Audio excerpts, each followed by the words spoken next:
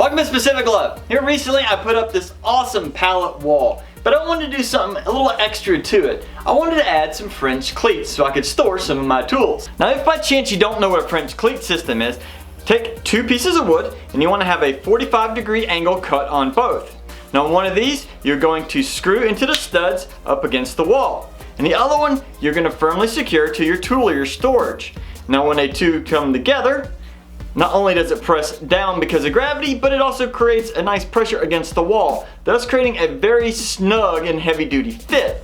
Now that way, you can not only move your tools around easily, but you can easily lift it off and reorganize any way you want. I like this because I like to move things around a lot, and this is one way that I can put something together and reorganize at the same time. I still had some pallets left over from building the wall, so I picked out the 3 strongest ones and used my table saw to cut a 45-degree angle on the edge of each board. The cleaner the edge, the more effective the hold will be, so I tried to avoid all of the existing nail holes. I then found the best location on my wall, placed the first board, and secured it in place with some brad nails. I then measured down about 4 inches and added the next board. Normally when you're putting up French cleats, it's a good idea to make sure you find the studs that you're going to be drilling into, so that way you make sure you put full pressure into those. But since I'm not planning on putting anything overly heavy on this pallet wood, I'm just using my brad nailer, which is getting it in there good enough for me. I'm putting a ton of nails in each one, so in that case if I ever plan on taking it out, I just have to pry them out. But if you're gonna do this and you plan on putting something kind of heavy, make sure you get some really long screws and make sure you find each stud. After getting all 3 boards secure, it was time to build some tool holders to hang on them. I started with a few pieces of wood that I just added some existing hangers to for quick storage. These do not have to be fancy as long as they are secure for your needs. The hooks also work great for my hammers and mallets. They can also be accessorized if you feel the need for decor.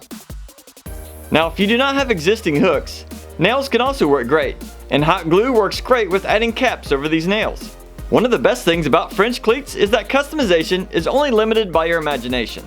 For example, I even used some PVC pipes that I cut and glued into a very unique tool holder that works great for my pliers and screwdrivers. This setup is simply just screwed into a wood backing. I also wanted an old-fashioned toolbox for some of the pallet wood, so I made a few measurements and I cut down some of the rougher boards. Everything was going great until I tried to drill the holes for the handle and the wood split. This was my fault for being too close to the edge. So I made some more with a taller profile, which worked great. I then put all of it together with some glue and brad nails, and the handle was an old wooden dowel that was glued in place. I then secured the cleat on the back and hung it on the wall.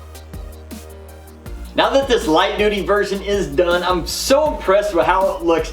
I really want to do a heavy duty version now so I can hang up some of my really heavy tools. So I'm going to do that now over here to my left. I then grabbed some 1x4x8 pine boards and cut a 45-degree angle at the top edge. I also cut one board down the center to provide plenty of backing cleats for the tools. I then decided to stain these pieces to give some color to the plain white wall in my shop.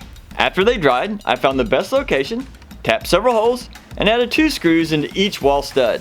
For the other 2 cleats, I spaced them about 5 inches apart and secured them in place.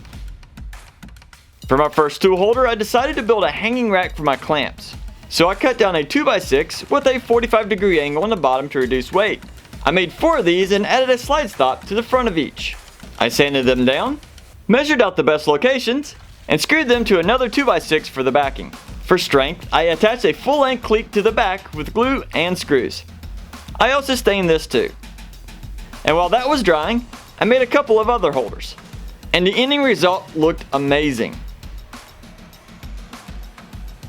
I'm super excited how this all turned out. I know that I still have a lot of tools I gotta put up and still gotta make holders and things for them, but I don't wanna make this a super long video, so I'm just gonna stop right there. You get the idea. But anyway, I hope you enjoyed this, and I hope you get inspired to do something similar yourself. If you like this video, make sure you click the like button. Tell us what you think about it in the comments, and as always, have fun building.